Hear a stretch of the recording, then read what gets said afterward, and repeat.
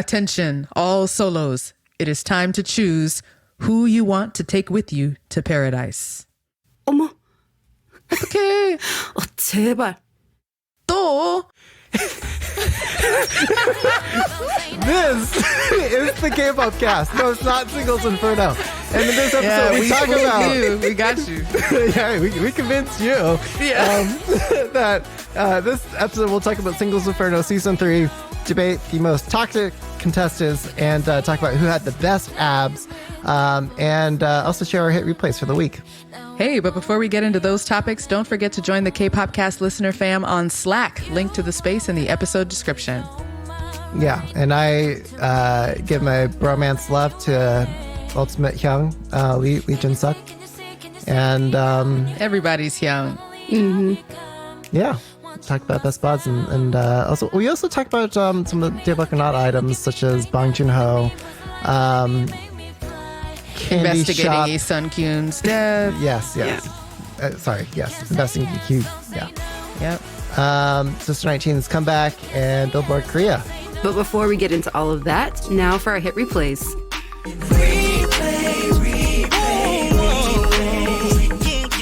I'm DJ Peter Lowe.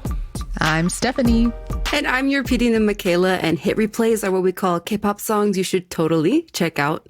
So, Peter, kick us off. What is your hit replay for this week? My hit replay is Tomorrow by Together, Happily Ever After, the Happy Jersey Club song that sounds like rainbows, telling you that not everything can end like rainbows.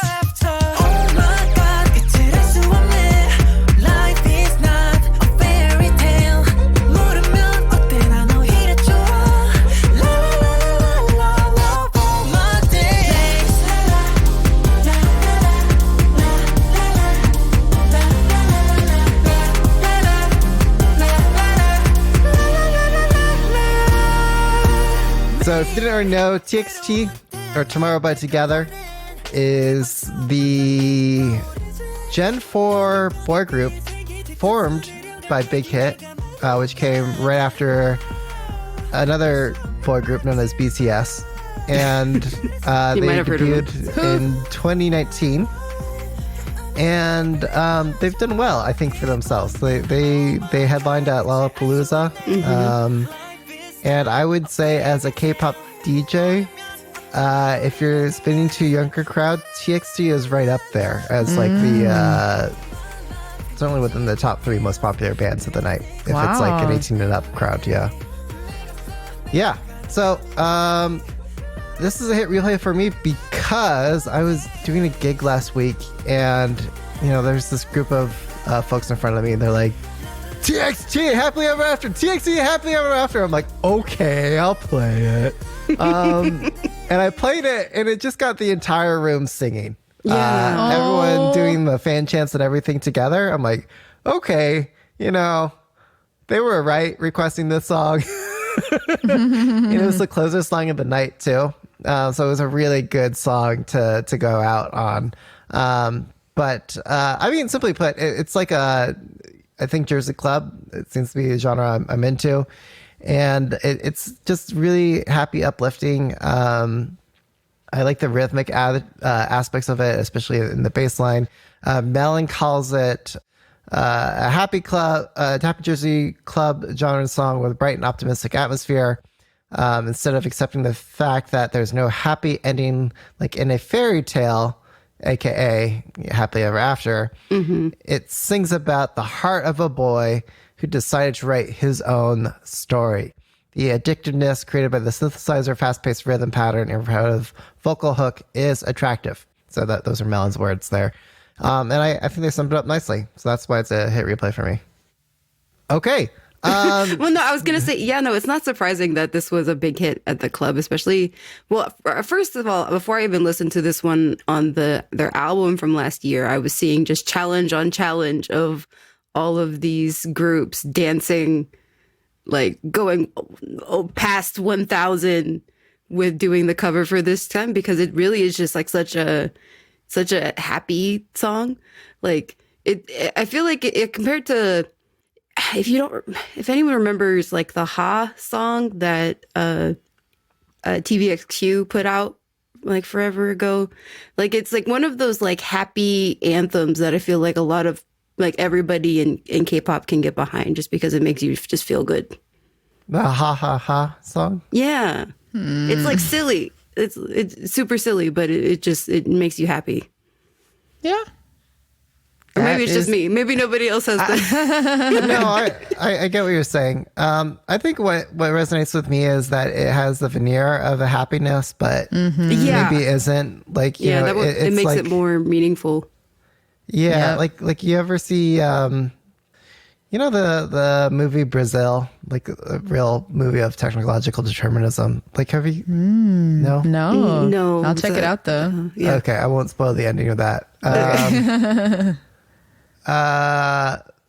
But there's a few other examples, like the song K-pop by Blitzers, or Classic Choir Project's song. What was that called? What was that song called? Taking it back. Oh my god, what? Oh my god, I'm forgetting the song named by Classic Choir Project. But anyway, there's lots of other examples of this. Like, sounds happy, but it's really about like existential dread. So, yeah, I think TXT would say that they're trying to take a more optimistic look at it, but I don't know. I feel like it's not. It sounds happy, but it doesn't feel happy. Okay, Stephanie, what's your hit replay? So my hit replay is Dopamine by Only One Of. And this song has a heart-racing beat that is just as addictive as its subject matter.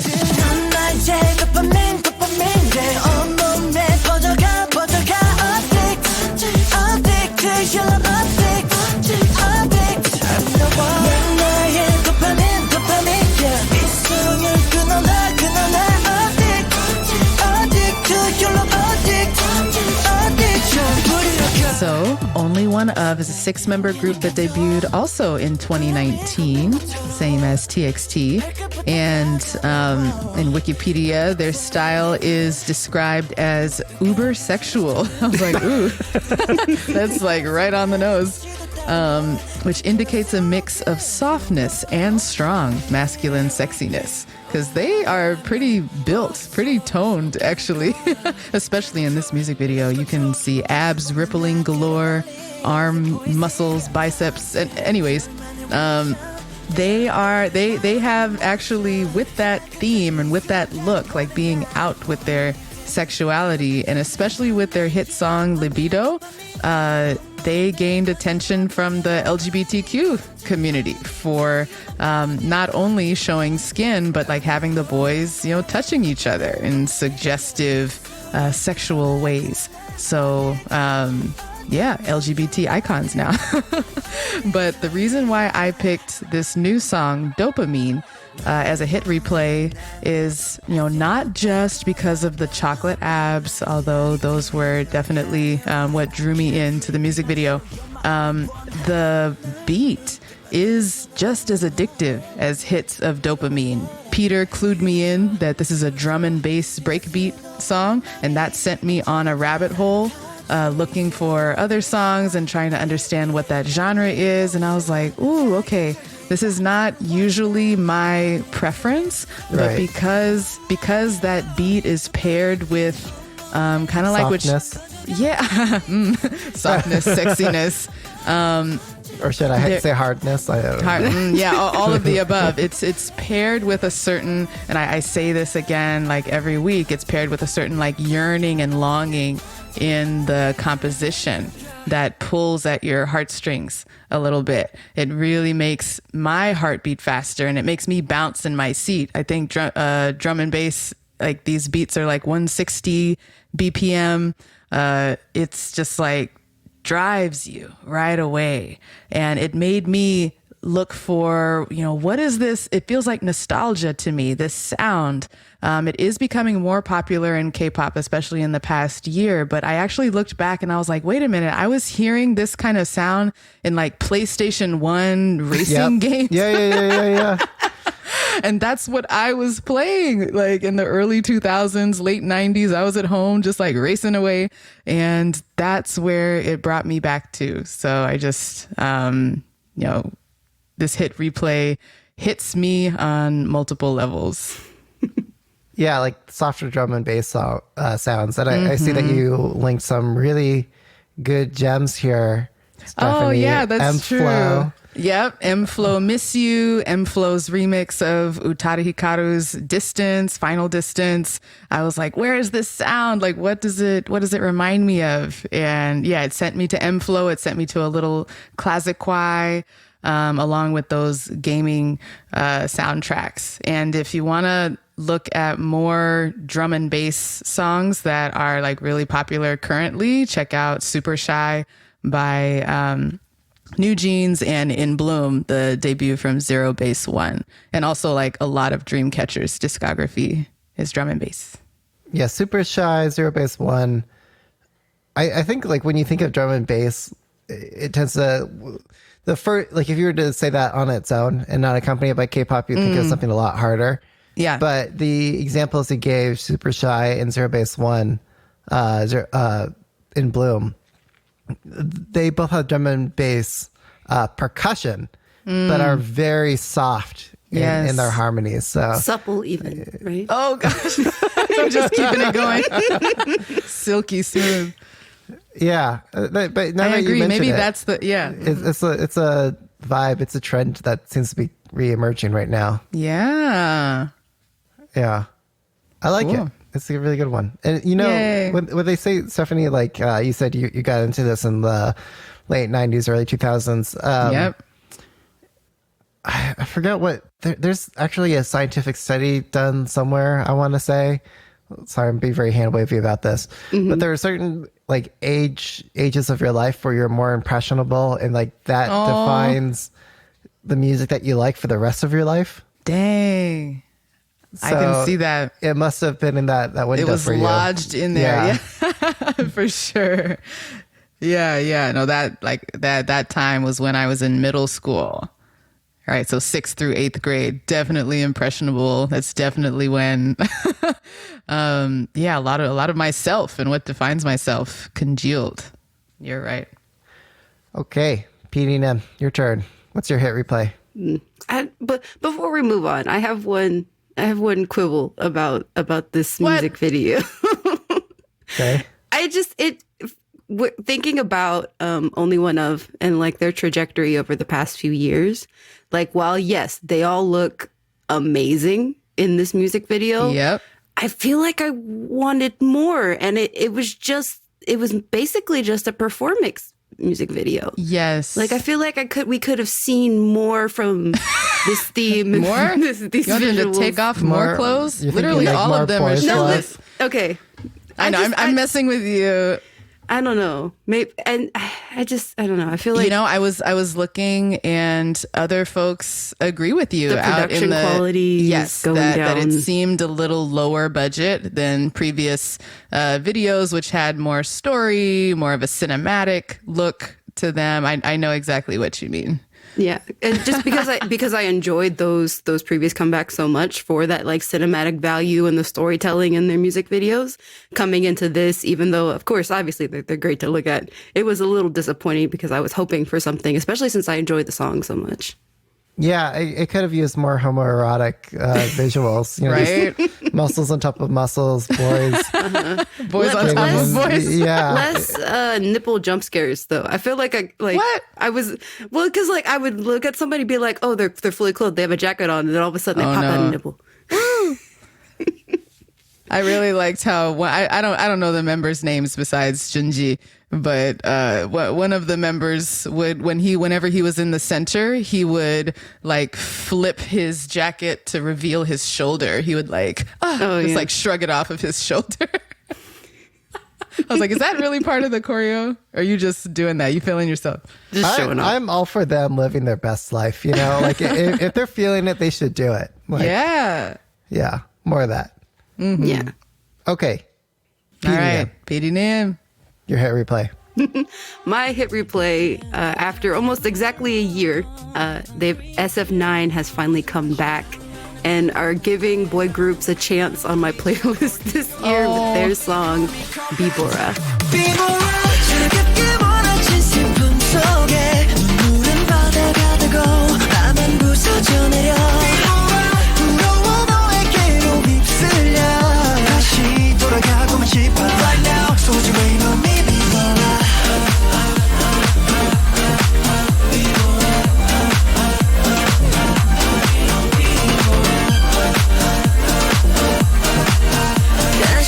So SF9, we've talked about them a little bit on the show, but for those who don't know, SF9, aka Sensational Feeling 9, is a currently 8-member boy group, originally 9-member boy group that debuted back in October 2016 under FNC Entertainment. They were part of a survival show that FNC did, and it was like between like this dance group and a band group, and they won, so they got to debut as SF9, and the band group that debuted after them was N-Flying. So they debuted back in 2016, so this is about their 8th year in the game. And like I said, there are currently 8 members from 9, so the current lineup is Youngbin, Insung, Jaeyoon, Dawon, Zuho, Yoo Tae-young, Hwiyoung, and Chani, and former member Rowoon left the group last year, mostly to pursue acting. It wasn't necessarily like he was being kicked out. It was more like he had been injured and he wasn't really able to perform as much, and plus he had really popped off as far as his acting. Like he was in so many Netflix dramas in the past few years. It was just kind of time for him to move on with his career. So now we have SF8. No. No, the thing is, Dawon made that joke when they were performing. They were like, hey, we're SF9, we're SF6 right now, but we got other guys. Yeah. We got other guys. yeah. So they're kind of embracing the number change. That's so tricky when you have a number. Based You're bound to lose at least members. one. Yep. Yeah. Well, you could do what 17 did and just come up with like a very convoluted like mathematical formula. That's true. Yeah. SF9 minus 1 plus 2.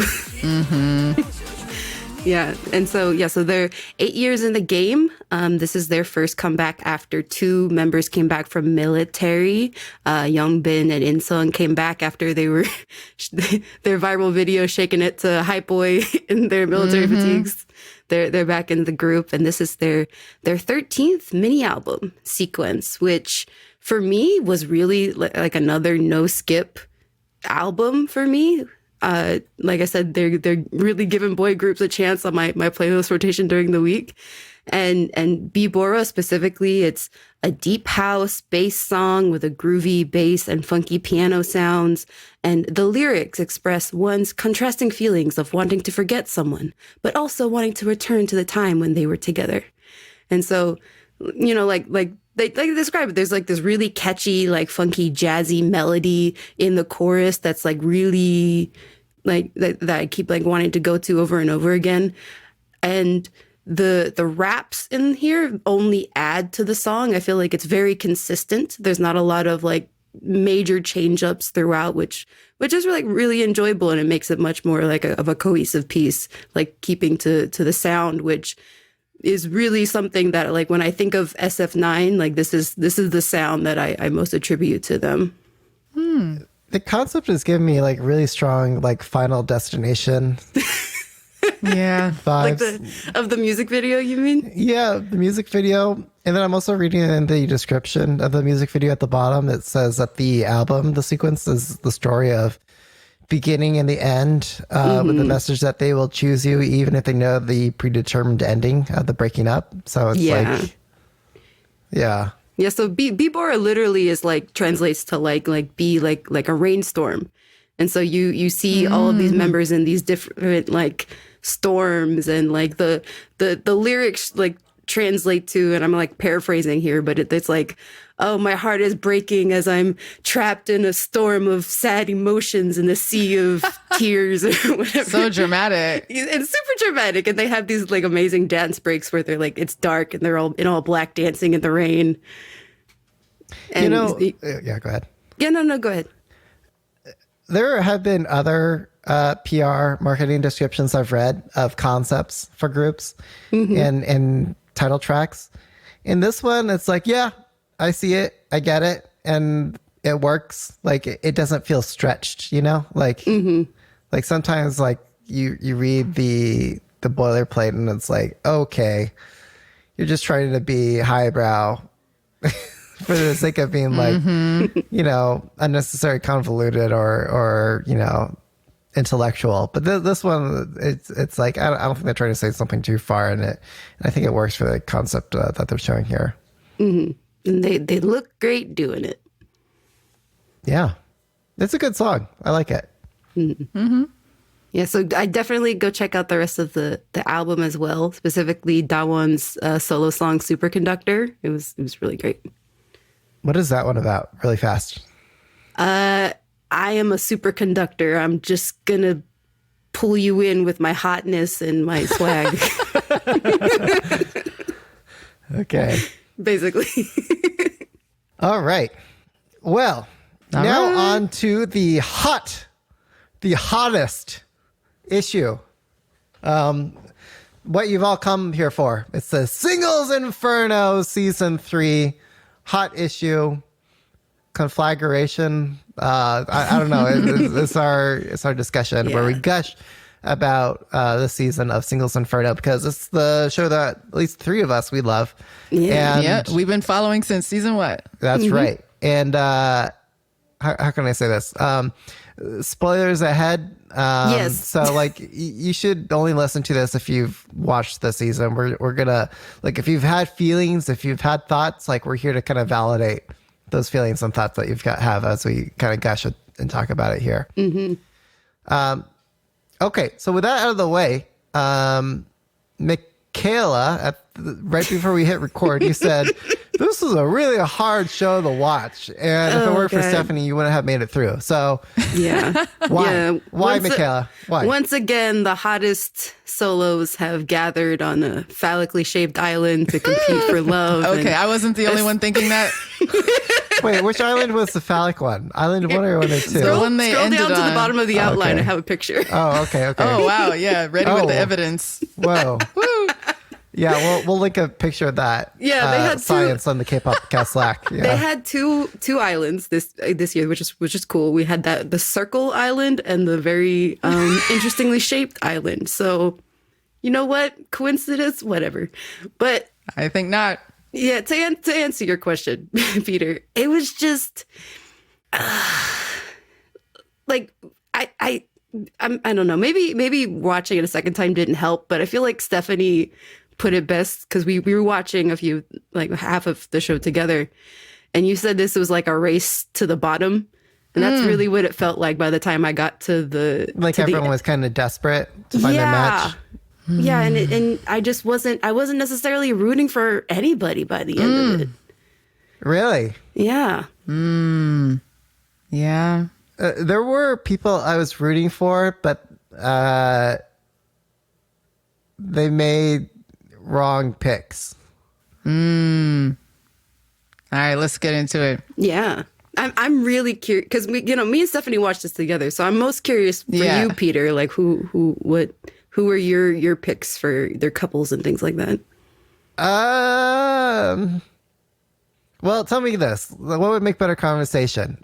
If I kind of explained who my favorite boys and girls were first, and then I can kind of explain, why they were so wrong. Yeah. Okay, so maybe skipping ahead on our question list here. So best boy, I think my favorite dude was Chocolate Baker. Jinsuk. Yeah, Lee Jinsuk. He is what is the Korean expression, like you're older Hyung. He is like ultimate Hyung. Yeah, even though energy, he's like yeah. The commentators were calling him Hyung. Oh, okay. Yeah. Okay. Yeah. But like I don't know, he's younger than me, I guess, but still, like I was getting major Hyung vibes from Lee Jin-suk. And I don't, he was the most genuine, in what he wanted. I've heard other people talk about the show. They've said like apparently he has something of like a country accent. Yes. Oh, 100. So like that was the first cute. thing. The moment he spoke, I was like, "Oh, is that Daegu Satori?" Yeah, Daegu. Yeah. Ooh. Yeah, and he wasn't Just trying to hide compare it. how he speaks to anyone else on the show. It's so different. Right. So here's a dude like who's not afraid to show who he really is. Yeah. And also show his emotions, like wear his heart on his sleeve. There was 2 points in the show where he kind of, I guess 2.5 points in the show where he kind of made that very obvious. like I don't know. Remember when there was that time where they had to do that running race? Well, the dudes had to race, Oh yeah. and then like they're running and poorly timed, like Lee Guan-yi and Lee Jin-suk, like they went for a run that morning. But Lee Jin-suk, like when he started the race, I don't know, he was just like like my knees, I'm like too old for this. He's like, I can't do this, and like the race finishes, and then like half hour later, there he is, like walking across the finish line, and I don't know, there was just, to me, there was something endearing about it, but just more than anything, he wasn't trying to play games. So he was the best guy. He had opportunities to play games. He had people trying to provoke him into games. Right. He had people trying to steal him and make him. It was he was tempted and provoked, and he did not take the bait. So that's like, especially comparing him to some other contestants. Yeah. I totally, I agree that he was the best boy in character. For sure. And a joy to watch. Yeah. When he was talking with Min Young. Min Young? Yeah. Yeah. Oh, yeah, totally. That he mentioned that specifically. He's like, I'm really not treating this like a dating game. Like, I've been sticking to the first person, and because we just hit off so well, I kind of forgot that there were other girls on the island. Yeah, I don't know. In my opinion, it's like, normal to do. Yeah. Yeah, that's like normal human behavior. Like if you like someone, then you stay with them. But if you don't, then you call it quits, right? Mm-hmm. Yeah. But I want to go back when hot second there, Stephanie, you said best in character. Well, yes, he has a genuine character and best personality, amazing body, and cute face. I really liked when he was imitating Ha Jung, doing her like Bambi, like sultry eye look, and he would look down and do that. The chin tuck, yes, the Ha Jung tuck. I lived for that. Yeah. By the way, we linked it. We a few of us been chatting about it on the Slack, and there's a thread for this show.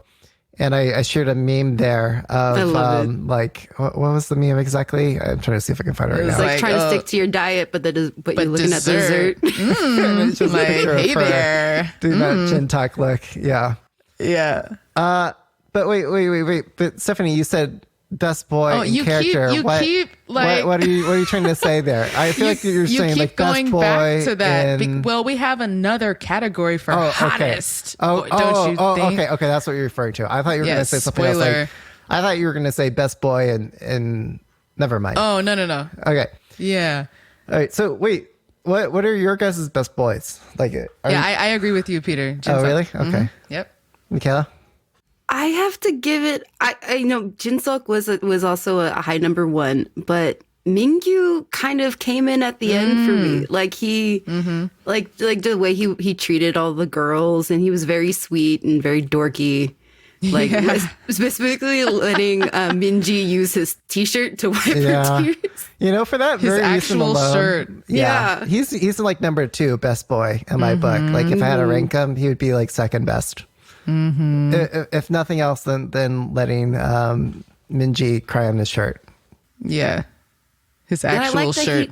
He really stuck with Curie from the beginning to the end too, like Jin-suk. Yeah, he's loyal puppies. Yeah. Well, I and let me just say, like, just because you like someone at the beginning doesn't mean that you have to stay with them through to the end. But I would have been happy if Jin-suk dumped Min Young and went with Minji. I would have been happy for him to like get, the reciprocation like that he deserves. That's what I was rooting for. I feel like Lee Jin-suk, like, and Minji, I would have been happier if they left together. Like, and Minji was like leading him on. Yeah. I felt like during their date. And then she just kind of fell for the worst boy. Yeah. I don't understand that. But okay. Yes, you do. Okay. So should we then go on to worst boy? Like what? Sure. Yeah. We're already like alluding to the worst boy.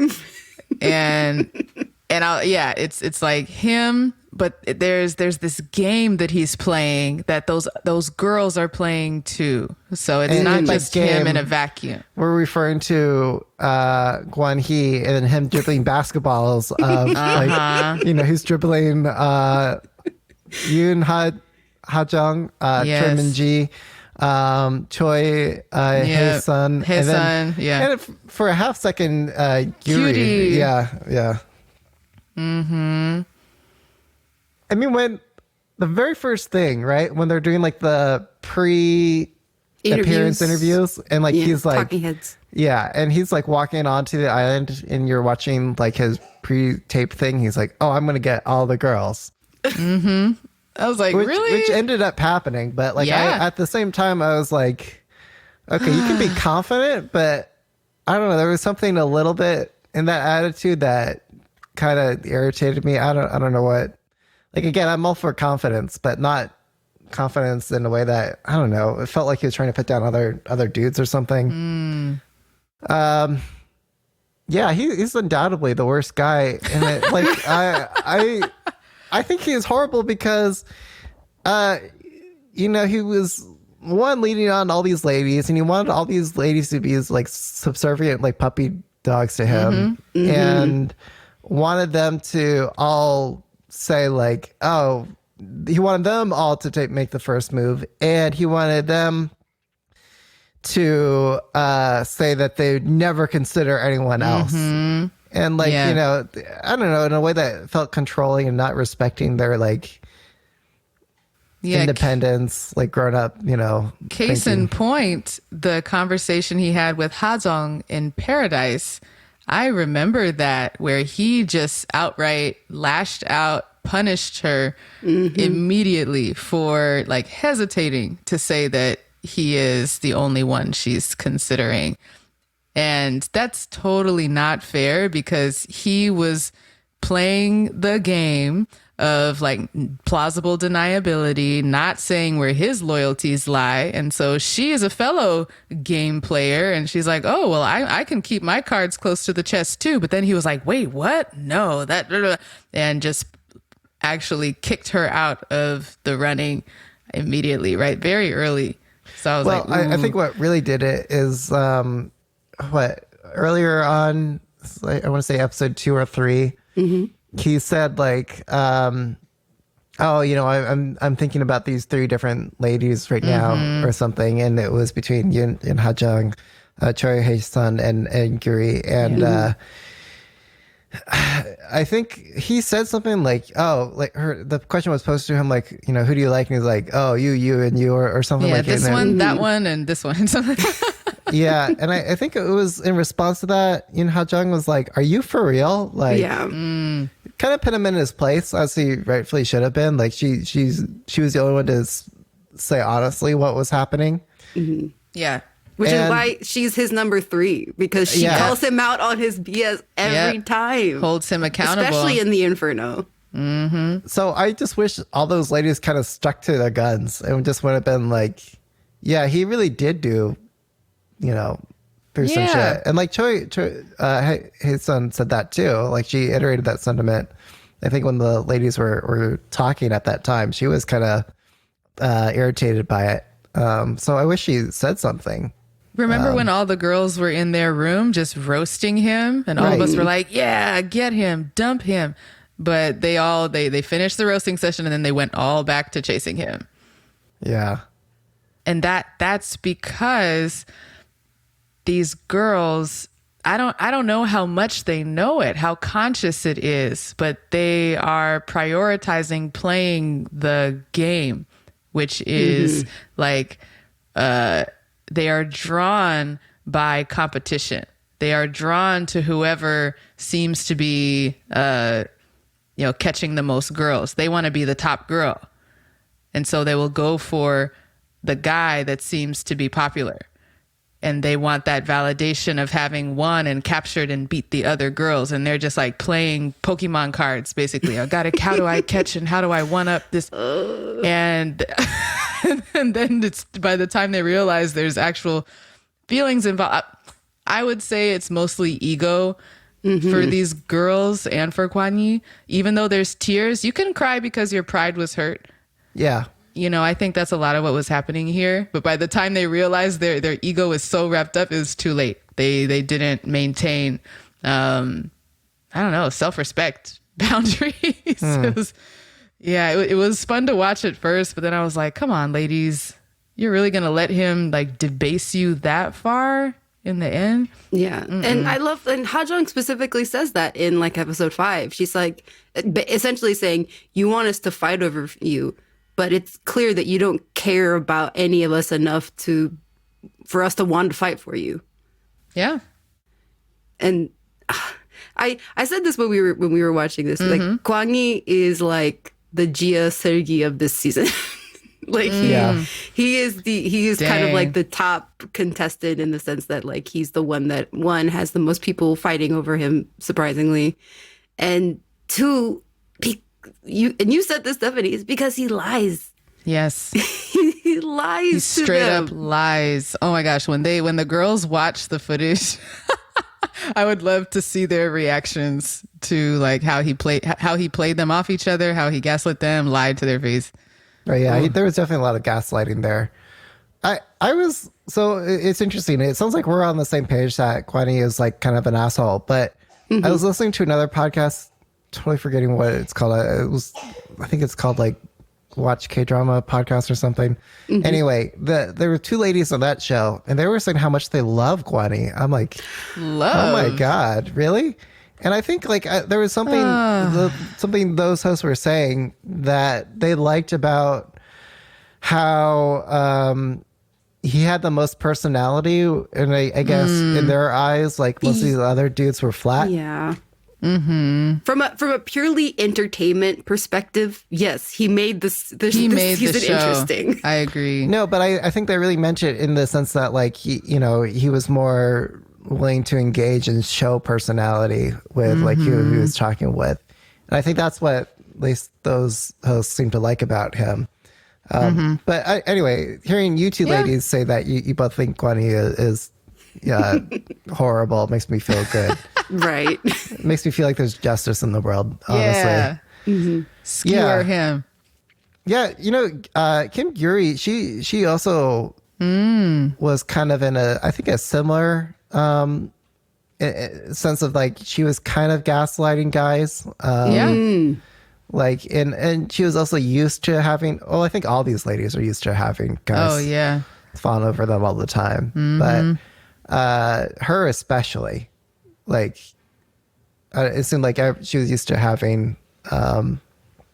She was very entitled. Yeah, you can see that in that first pick when Minwoo walks past her. And she's like, wait, I didn't get chosen? Yeah. I'm staying in the Inferno? Me? Yeah. Yeah, it was interesting to watch her journey, her villain arc, in that, like, in the very beginning, she and all the other girls thought that she was number 1. And then she ended up getting no votes and didn't go to Paradise. So she, like, switched up her Ice Queen strategy to like smiling and laughing and flipping her hair back. Like we noticed that cutie.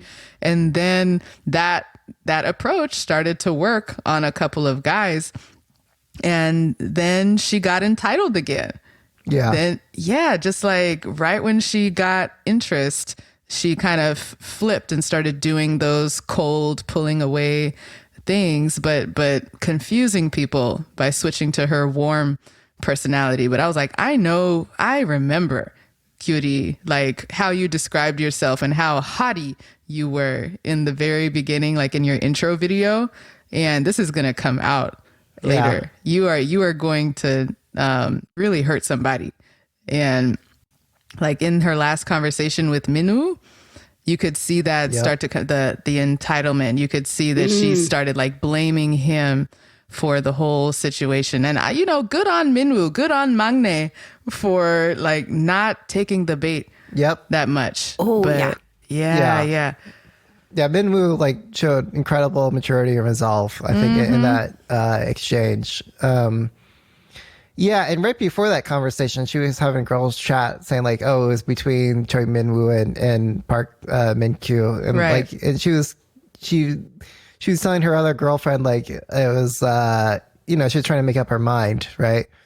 So for Min-woo to kind of go to her and say like, you know what, I'm moving on to this other girl, and to be upfront with her about it, Yep.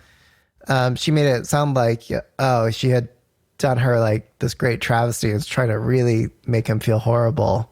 When she herself like Didn't was she not like even- laugh in his face when Right. he Yes. said he's interested in someone else? She was like, I think she And was the laughing. hosts were like, they She were like was- scared of her. She was like, yeah, she's gone to the dark She's side. gone villain mode. Yeah, because she cannot believe Yeah. that he would choose someone else or Rips someone the she mic thinks off. is inferior to her, especially. Right. She was done. Ooh. Yeah, and I really think the laughing was what you're getting at, like a little bit of being delirious, like, like realizing like how could this possibly be, and what Yeah. metaphysical reality can, Or this- I'm not the queen. Right. The world doesn't revolve around me. exactly. I'm not Gia part 2. Oh, she tried to be Gia so bad, but you just Yeah. don't got it, girl. You don't got it. Yeah. Gia has personality. Gia doesn't take herself that seriously like you do, actually. Yeah. So, okay, wait. So backtrack All really right. fast. So we were all So agreed. is Gyuria's worst girl in your opinion, Peter? I have a Yeah. few worse girls. I think Yuri is the worst girl just for that exchange that we talked about. She was the worst girl in my book. Okay. Yeah. Stephanie, who is your worst girl? Yeah, my worst girl ranking is Cutie, Minyoung, and Minji. Because Min Young, sorry. Minyoung for sorry. how she treated Jin Seok. Yeah. Yeah, how she got to be kind of entitled and was like messing with his feelings. And Minji, she's just so messy, like trying to. I don't even know. She just annoyed you called me. her the villain. You said she was the villain of this season. She was. I think she knew her role, and so I got to give it to her that she played the role well. Someone coming in halfway through the season to shake things up, and she did. She shook up some couples, but yeah, I can't even. She just gave me a bad feeling. Wait. How she was, yeah. Which one was the worst, Stephanie? Cutie, number one worst. Okay, Yeah. okay. All right. Wait, Michaela, you would agree with that?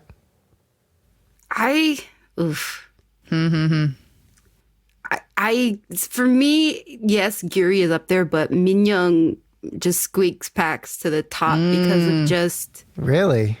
the way that she again strung along Jin-seok, and the fact that she didn't want to compromise, and like Kwang Hee just wanted Jin-seok to only look at her and but while she also looked into her other options with the other guys. Yeah, it was the double standard. It's double fine. standard. It's totally fine if both of them are playing the field, but she tried to make him feel bad for Eve. And it worked on Jin-seok It for did. me, and that's why Well, she's at did the it? top, because it worked on him, because he's picked her. He still picked her. I don't Where know. Minwoo I was don't know like, if he picked her in this. I think, like, and I believe because Lee Jin-suk is such like a Hyung, and like he's like ultimate best boy. yeah, His agreeing pick with An Min Young was more to like, especially because he saw how things went down and who was matching up with who. He decided to pick An Min Young more as like a let me help you save your pride, girl. Like at the end. Yeah. And it was very clear, I think, like, especially when both when Lee Jin-suk and An Min Young were like, just kind of chilling at the end, and they were trying to give advice to Yoo Se-yeon, like, hey, you got to do these things. Like, it was very clear that, like, just from the body language and chat Lee Jin-suk and An Min Young had, like, Lee Jin-suk was really indifferent to Em and Young, and Em and Young was trying to like Just seal friendly. the deal. And I think Lee Jin-suk was just trying to, again, like he wanted Choi Min-ji. That was his heart was set on Choi Min-ji, but he said, Em and Young, like, I know you want to go with me, and you know you don't want to go off single, and you know we're good friends. Like, we've got no one else. Like, let's go ahead and match up. And they live really far from each other. Like, they're not going to actually date. Yeah, I agree that he was saving her pride. Yeah, ultimate Young. Like, honestly, right? Like, I love he did this not guy. have to do all that. Yeah, I love him. Like in the most platonic bro way. All right, shall we move on to the looks? Well, I think we have to talk about best girl. Oh, best girl. Whoops. Yeah. Then looks. This was actually a really hard pick for me. Yeah. Why? Okay. Well, let me just say, like, my number 3 pick was Yoo Seon, just purely because Seon. like you know she was, you know.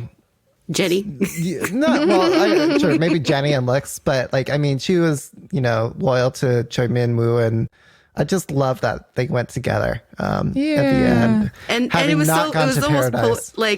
like super scripted in the fact that she was on the one island and he was on the other, and they meet in the middle. It was a long road to get here.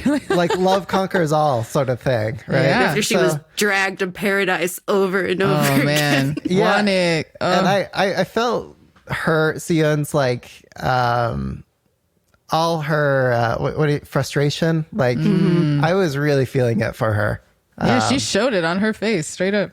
Yeah, I just wish, you know, Korean society would just let you be more blunt and you know, just be like, you're wasting my time, boy. Like, I'm just going to go over here. Like, let me not even entertain or give you the time. But anyway, I think that held her Imagine up. him pulling that stuff on Hajong. He would have told him up a lot sooner. Yeah. So, yeah, my top 2 are actually Yoon Ha-jung and Choi Hae-sun. Hae-sun. Yeah. But for very different reasons, though. Like, Choi Hae-sun, like, from the very first episode, I'm like, best girl right there. You know, she was like a smarty. She seemed, at that time, she seemed to talk, you know, a bit more straight and gave her like honest reactions to things. We called her the Nadine of this season. Yeah. Wait, Nadine. Remember the Harvard girl from last? Yeah. Oh, yeah. Nadine. Yeah, exactly. Yeah. Yeah. Similar. Mm-hmm. Yeah. Yeah. So, you know, I don't know, maybe that speaks to my own bias, but so, you know, someone who's smart and like, you know, looking to do something, seems capable, you know, professionally. And was, you know, polite. I think, you know, not looking to stir the pot either. And then Yoon Ha-sung I actually did not like at first, but like toward the end, I really came around to her because she was like the one who's like the most grown up and mature about like her picks, the way how she thought and spoke to people.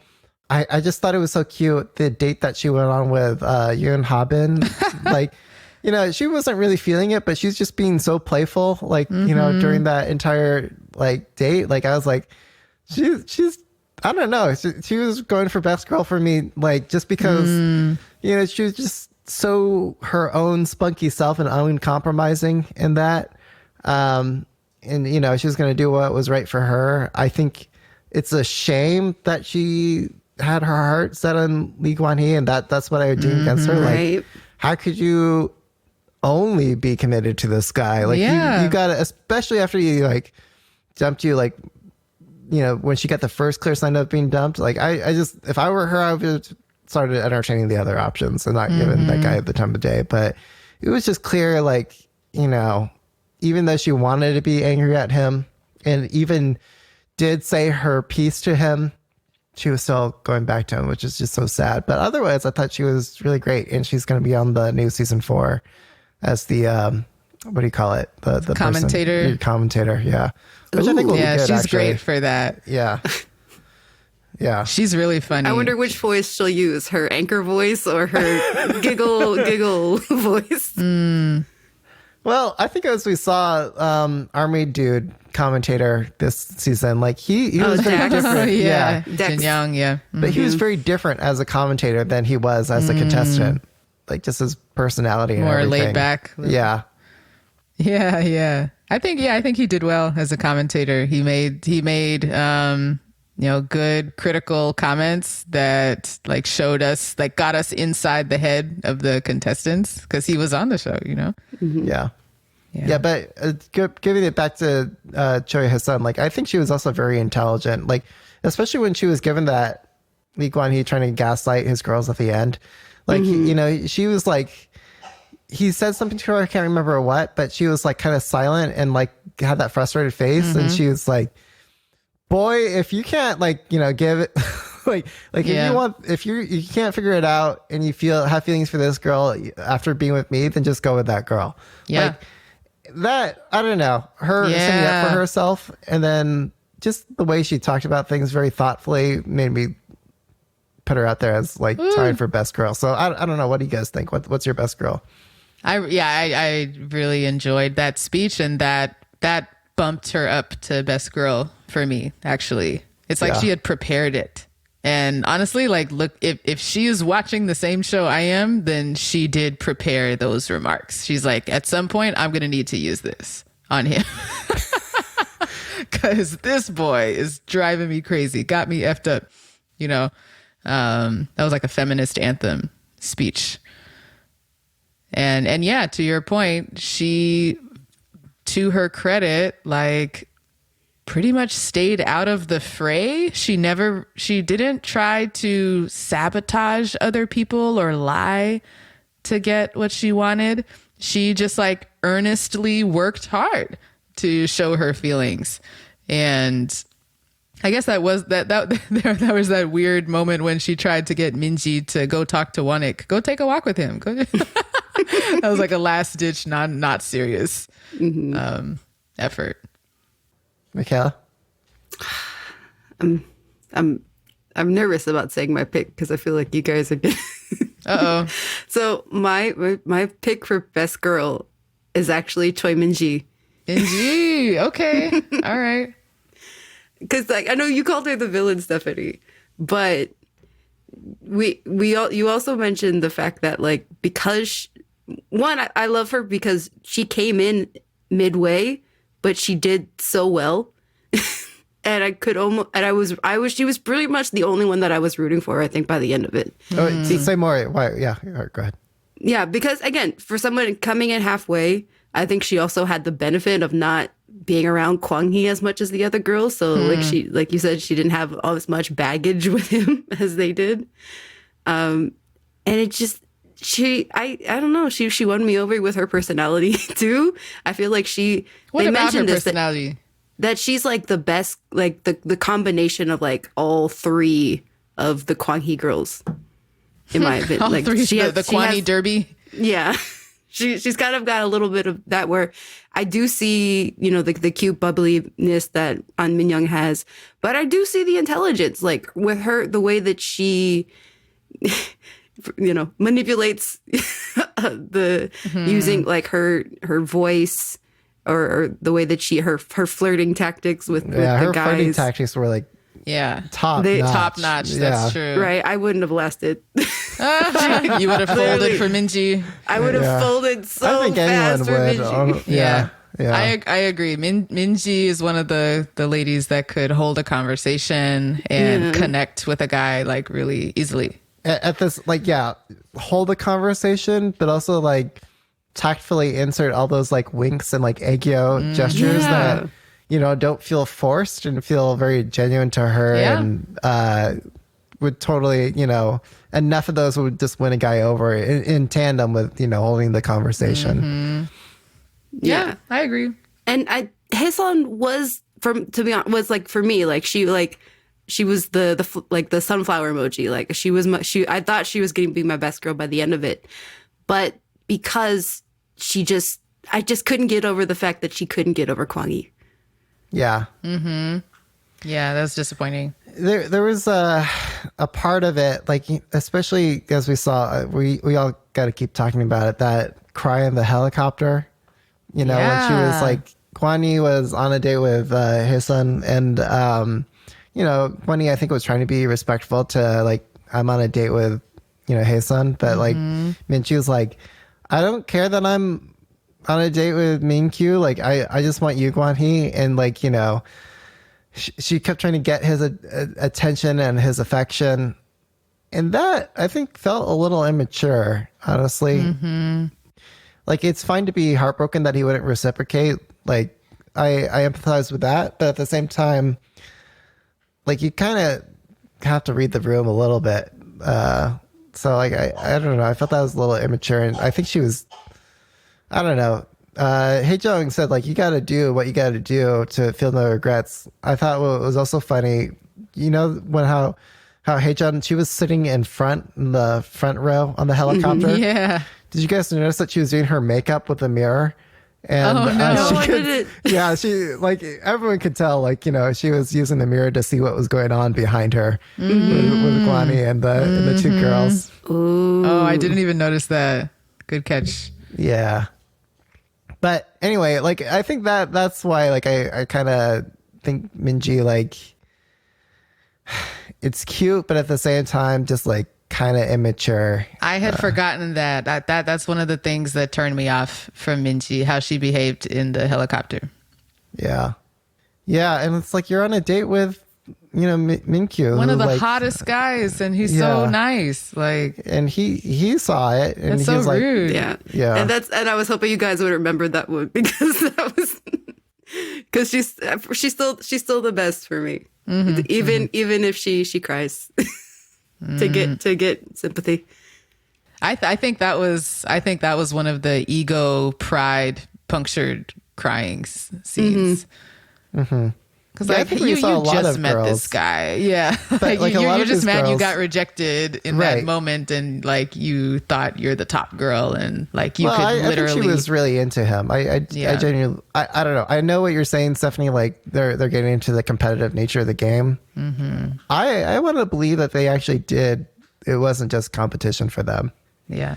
But at the same time, I think that like to be specific, that who they're attracted to and like how attraction shows up for them is intertwined or coupled with the power play. Yeah, no, competitive I'm thing. certain power play is definitely a big part of it too. Yeah, I don't dispute that.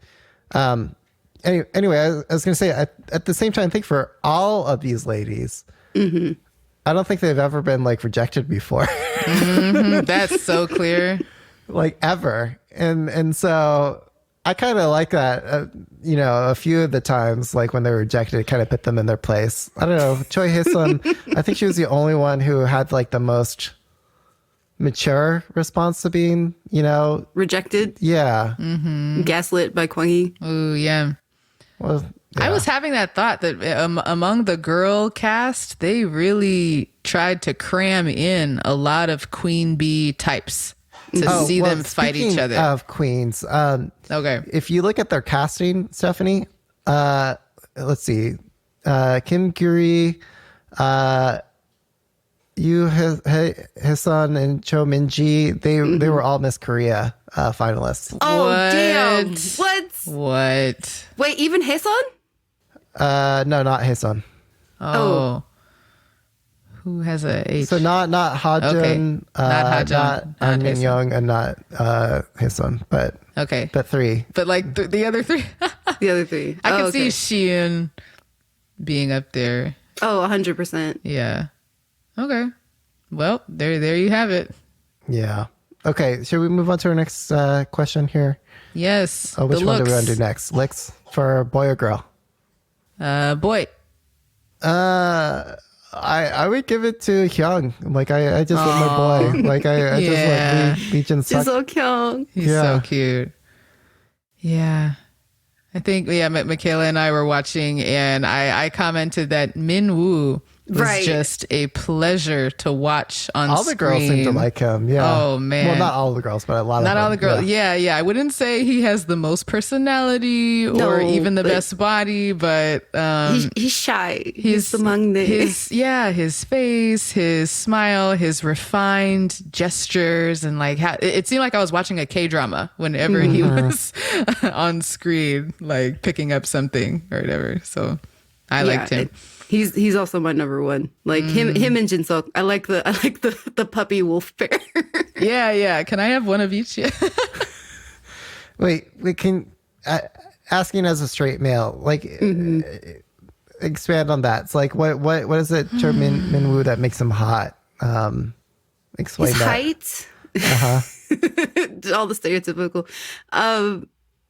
I don't know, his smile. Like I told Stephanie this, that his smile reminds me of NCT Jungwoo in the sense that it's like big and goofy and friendly. I like his eyes as well. Yeah. It's just an aura he has, and him being shy helps with that. Like the way he carries himself. He's approachable. Yeah, he's approachable. Yeah, I don't know. It's so different from Kwani and very different from Jinsuk's vibe as well. Yeah. You want to like go and take care of him. So you want to be a Nuna to Maybe. Yes.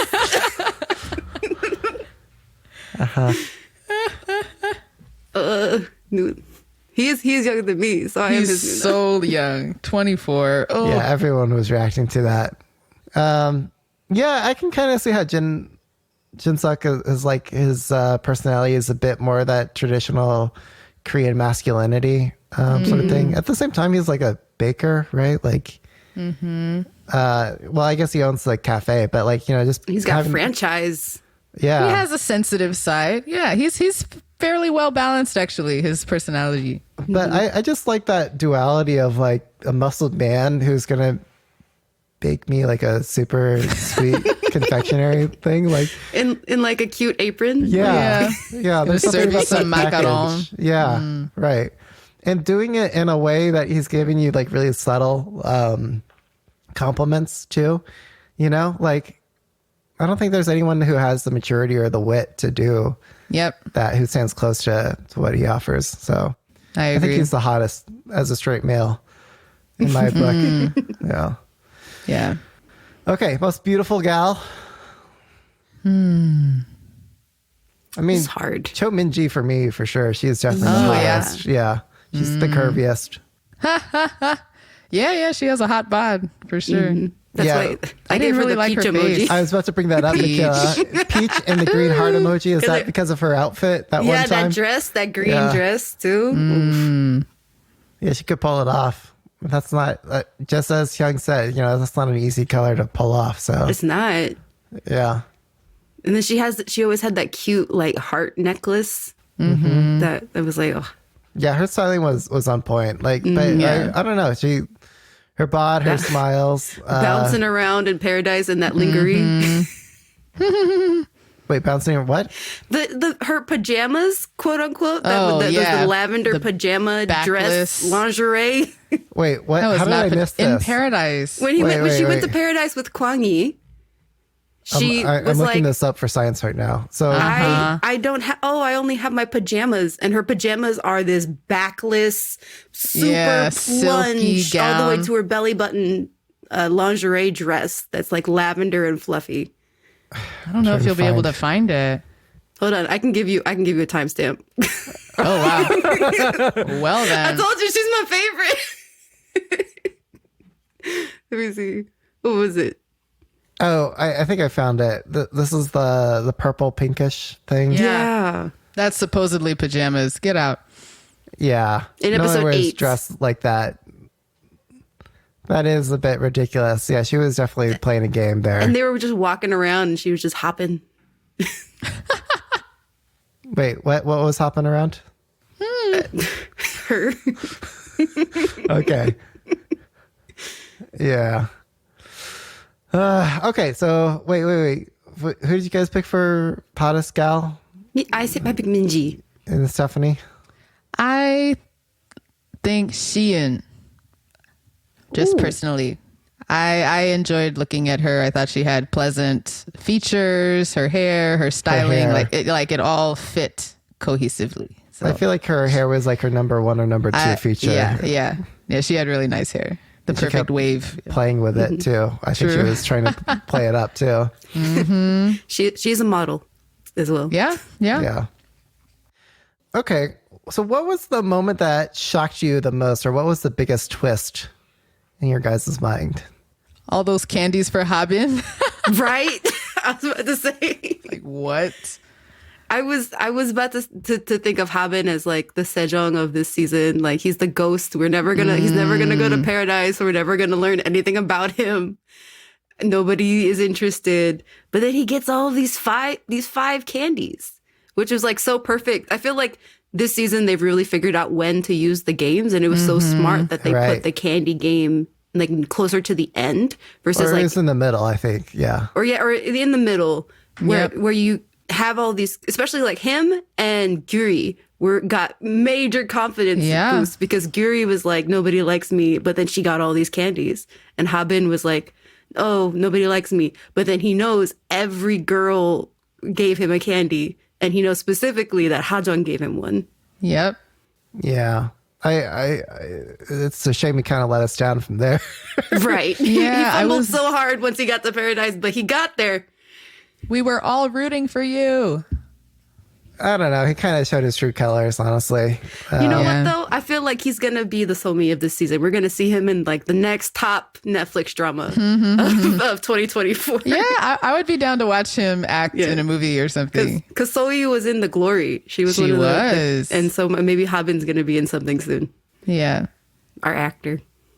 I don't know. Habin was struggling being human, it seemed like. I was like, dang, are the editors doing this? But I was like, no, he's really saying that stuff. There's no excuse. Yeah. So, yeah, that was a shame because I was really expecting like, 5 candies. Like, oh man, give it to me, Habin. Like, show me why you're going to be best boy. And then like, he's just opaque and flat. Boo. Yeah. So you'd both agree that the candy moment was your biggest twist of the show? It was fun to see Cutie win at that game, like the physical, like grab the tail, grab the hat. The silly hat tail game. Oh my gosh. Yeah. It was pretty fun to see everyone's reactions to her beating people. Because especially Minji. Minji was like, "Oh, you're so frail," and then got beat down. Well, I mean, to be fair, when all the girls were getting ready for the game, and I'm looking at the physiques of the boys and the girls and watching them next to each other, I'm like, oh my god, these girls are like tiny little pencils, like all of them. Yeah. So they all seemed frail to me. Yeah. And then poor Min Young, she's like a Pilates instructor, and she didn't win any of the physical competitions. Oh, Min Young, yeah, she talked a big game. She was talking about the bodies of the other contestants, but sorry. Yeah. Pilates did not save you, did not prepare you for this. Well, okay, so going back to the question of the twist, my biggest twist was episode 1, guys, the end of episode 1. 2 islands! Oh, right. Yeah. That's true. We totally glossed over that. That was like my oh shit moment, and like I like held on to like you have the like oh shit handlebar in the car, and like someone's driving really crazy. Yes. Like, that was that moment for me, and I got like goosebumps. Like, oh my god, like like this is crazy. There's 2 islands, and the way they described it too, because it was like, but I just came from the island. What? But I just, ate the carrots. I came from Inferno. Yeah. It was like a K-drama twist at the end of the pilot. Yep. Now, how many of you are there? Right. I don't know if any of you watched Lost. I'm actually like rewatching it right now. That old show. And remember when they find out? So it's a group of like shipwrecked. Well, plane crashed on the island, and then at some point in season 1, they realized there are the others. For them, it was the plane crash on the circular island, and then the shipwreck on the phallic island. Yep, exactly. So I was getting Lost flashbacks about the others. I oh my think god! The reason I forgot about it was because they didn't use it long enough. I felt like they merged the islands too quickly. But I think it's probably because they looked at the number of episodes and like they looked at the number of story arcs that they had to have in terms of like pivotal moments. So that they had to rush it in that way. But I agree. It would be nice if they elongated the two island dynamic more. Because, what would be an optimal use of that feature? Well, like I would love to see more of that love conquers all and infidelity dynamic. Yeah, especially with people switching over and like being separated from the people that they were pairing of, like Min Young going over to the other Inferno and Just being pouring separated from herself Jin out Suk. to all the other guys there. Yeah. And then like at the same time, you know, I could see Sian be like, you know, I'm going to stay true to my, you know, Choi Min Woo. And then I'm going like, you to know, wait for him to come back. Yeah, despite like, you know, other guys there on the island with her trying to get her affection, attention. Yeah, they should have played that up. Especially, and then Kwang Yi going over to the other one and being separated from he would have a field day. I feel like Ha Jung wouldn't have been strong along as long as she would have if Kwang Yi had been in the other Inferno longer. Yeah, it might have been better for her. Who knows? Maybe not. Yeah. Okay. Hottest Start beach to bod. Wrap it up. Beach bod. Ooh. I liked to look at Min Kyu. He has this gorgeous tan. He has this like long swimmer's body with the broad shoulders and the tiny waist. It's almost unreal. But you said he looked like a cross between San and Kai, like something about yes. See, look at his profile look and his bangs and stuff. Yeah, maybe you'll see it like me. But yeah, especially his back and shoulders whenever he took the shirt off. Oh, yeah. And his especially with his skin, like it feels a little bit more natural. Jin Suk's looks more like a tan. I think like his, yeah, maybe. Yeah. Yeah, I like the long and toned look. Yeah, agreed. Hyung still for me. No, you like Hyung. Well, Jin Hyung. Suk is like a man's man too. I can see. I'm not surprised, Peter. I will say that if we're just talking about bodies, Wonick was the sneak of this season. Yeah. With, like his thighs and his arms. Yeah, how he performed in the challenges made me look a little closer. I was like, what you got in there? And his waist is so small. It is. Is that a good thing or a bad thing? Like it's a good thing. Okay. Because of the purport, you know, shoulders are much, the triangle. The triangle. Dorito body. Dorito. Okay. Maybe one more question. So maybe favorite couple. This is hard because it really kept changing because people kept showing their true colors as they got closer to the end. I mean, for me, it's Choi Min Woo and Yu Seon. Yeah, Xian. Yeah, Xian. Excuse me. Yeah. They were like a fairy tale for sure. Are we specifically talking about like the final couples or like what we wish had been a couple? I'm down to do both. Anything. Yeah. I mean, my dream couple would have been Lee Jin Suk and Cho Min Ji, but even though Cho Min Ji doesn't deserve, she doesn't. Mm-hmm. Or Choi Hye-sun with anybody other than Koi. Anyone. I would say Choi Hye-sun with either Cho Min Woo, Lee Jin Suk, or Park Min Kyu. That would have been okay. Same thing for Yoon Ha Jung. Same set of boys. Ha Jung with anybody. Yeah, basically, I would say like good girls should have been one of those three good boys, and then I hate Wonick, Yoon Ha Bin, Kwan Hee. Sorry. Hate is such a strong word. Well, Wonick was just like disposable. Yeah, he just did not get the message. Yeah. From Xi'an. Yeah. Kept dragging her to paradise. Yeah. Just wasting oblivious. everyone's time. And all of our time. Yoon Ha Bin is like, why are you on the show? Michaela, don't you remember when I was like, these guys should just be sent home at this point? Right. There's obviously no path forward. They're not adding. Or I don't know. They should have been more gutsy with the other girls or something. I don't know. All the girls worked hard and earned their spot on the screen, but those two guys, Yeah. I think what I really wanted was Haesun and Mingyu pairing. I feel like that would have that was like my dream pairing. And then my original like favorite couple was actually Kyuri and Minwoo.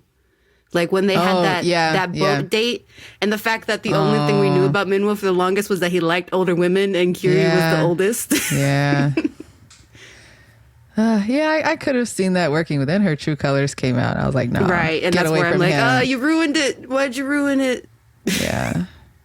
Do you, I think Haesun and Mingkyu would look cute, but do you think he's smart enough for her? Do you think he challenges her?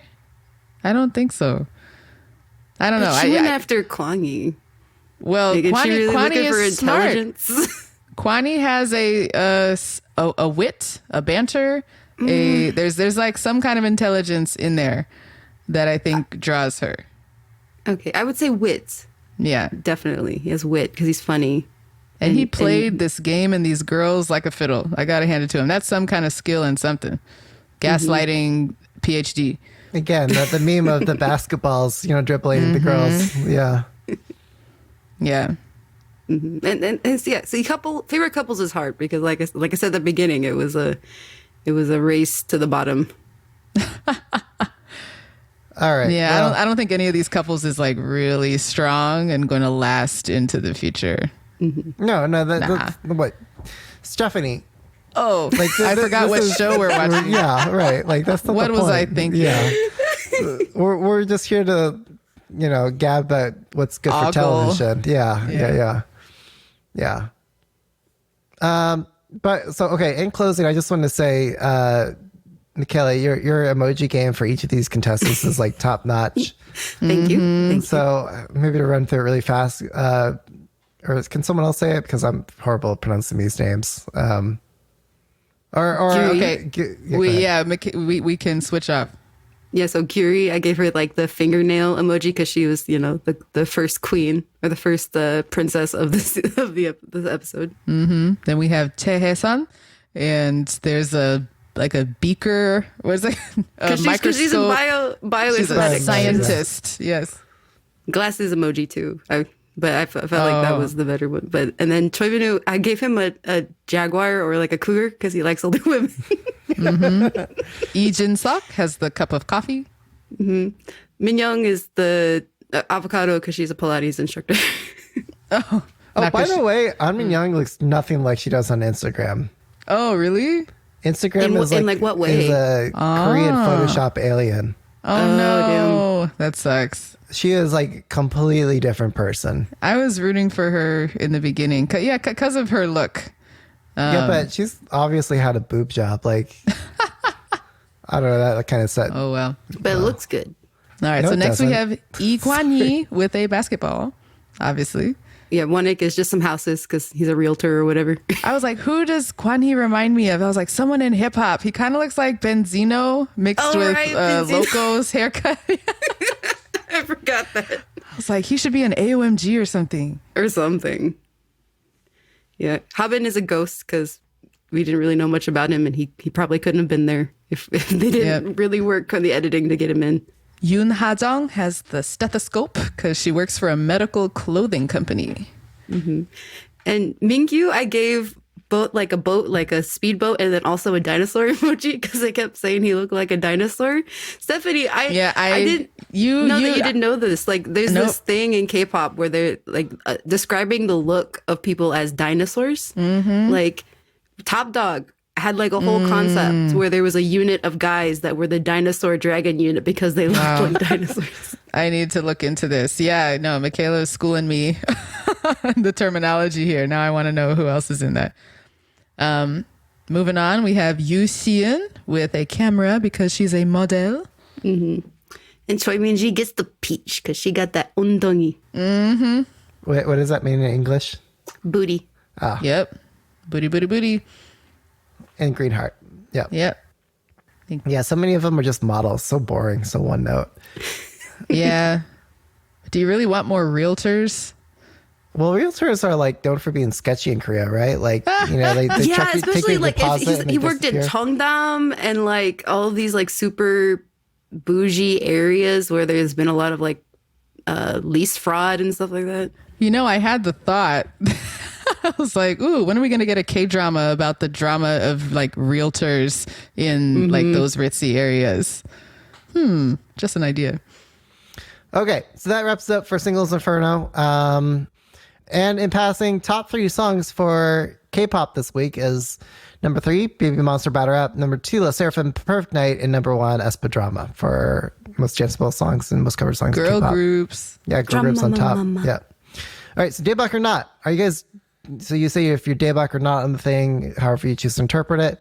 So are you Daebak or not on Rise's Love 119 music video? Daebak. Daebak. I like that. Was almost my hit replay. Okay, I haven't seen it, so I'm just gonna take your word for it and say Daebak. What about NMIX's Dash? Are you Daebak or not? Daebak. That was the sneak hit replay. It was almost my hit replay for this week. It just came out today or yesterday. Oh well, their album came out. So you already today. had this. Yeah, and so I was just listening to the album and I was like, oh, what's this song? And it's like, oh, it's Dash. It has a Kiss of Life sound to it, and I like that trend. Yeah. So Daebak. Yeah, it also has the thing with other NMIX songs where they like cut all the music and they just have the acapella. So they've got a few of that. Yeah, I'm Daebak on that as well. Okay, Daebak or not on ITZY's Untouchable. Wait, wasn't this last week? I can't remember. Oh, was it? Oh yes, sorry. So we already talked about it. Well, can we just all say it's Daebak again? Yeah. It's Daebak. Daebak. Yeah, it was Hit a replay banger. from that album too. I played it at 2 events this last week and it was went over well. Okay, Cool. Daebak or not on the boys special unit Honey. Daebak. Daebak. You barely Daebak. Barely Daebak because I really love the Passion Fruit unit. Yeah. Yeah. I haven't listened to it yet, but just giving a quick tease right now, it sounds like it could be Daebak, so I will go with Daebak for now. Yeah, it's pretty Really sexy. excited to see the boys unit releases from this year because like they're really hitting it out of the park with these groups. Okay, are you Subgroups. Daebak or not on aespa's 2024 remake of what is, I cannot read what this, Regret of Times. Regrets. Yeah. Regret of the Times. I'm looking at Michaela. It's a We're gonna have our Daebak. first knot. Oh, It's a not. I'll stand in my truth. Like I had it on the list. I only listened to it once. It was good. yep. It's a knot. Yeah, I would say not. This is, a lot of people use noise music when they refer to songs with a big banger, but noise music should be more like dissonant, atonal stuff. This comes close to being noise music in my book, so. Oh, Yeah, watch me eat my words on that later. Okay, so are you guys Daebak or not on the Bong Joon-ho / others raising investigation into police and media for Lee Sun? Lee Sung Kyun. Yeah. Sorry. Yeah, the death. Yes, that's what I want to do.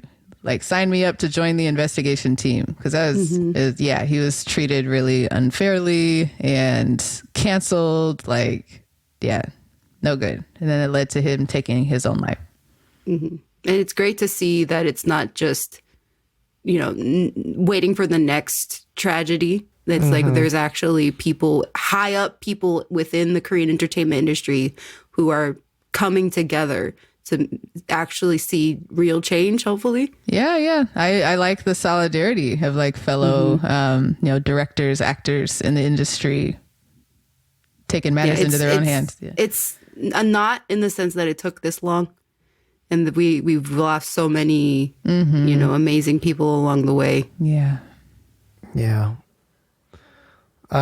Okay, so I guess I'm Daebak on justice trying to be done. Are you guys Daebak or not on Brave Entertainment revealing the name and logo of the new girl group Candy Shop?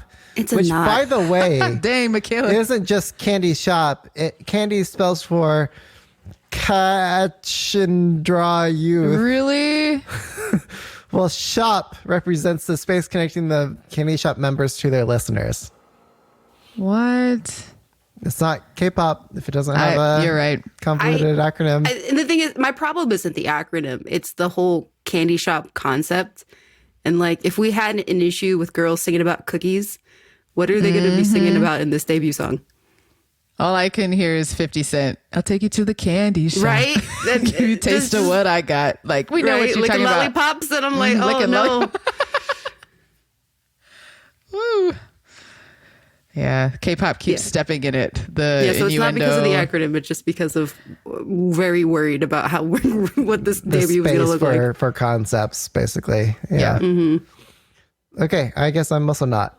All right, are you guys J-Block or not on Sister 19's comeback, which we keep getting excited about?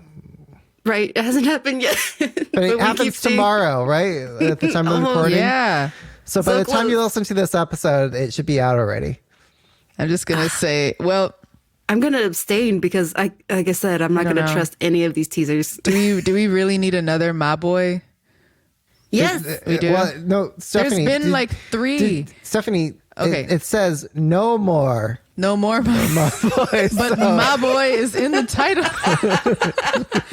I'm like, please, something. I love Ma Boy as much as the next band. But I was a little disappointed to see it in the title. So I'll reserve judgment. I'll say light debak for now. I need Hoochie disruption is what I'm expecting. Yes, Yeah, with this exactly. song. we need these undies to like show the industry how it's done. That's what I want. Hoochie For Mama generation. Hoochie Mama generation, but like targeting the K-pop fans. Okay. Yeah. Yeah. All right. Are you guys Daebak or Girls not? that are old enough to get into the candy shop. Yeah, maybe Sorry. not a candy shop acronym or analogy, but okay. All right. So I'm Daebak on Sister 19, of course. Are you guys Daebak or not on Billboard Korea launching? Not Yeah. just another subdivision trying to separate and keep Yes. people out of the industry. Thank you. Not. So let me get this straight. We've got a K-pop Billboard chart already, right? Right. That was their first attempt to separate out K-pop, discriminate against them. What is the proclaimed reason for? The PR says that they want to have more fleshed out, detailed, and accurate trends data, like for Korea specifically, and so they want to devote a whole branch to that. And I'm like, yeah, you could do that, but within the global company. Well, is Billboard Korea a separate publication, or is it just like a? I think it will be yeah.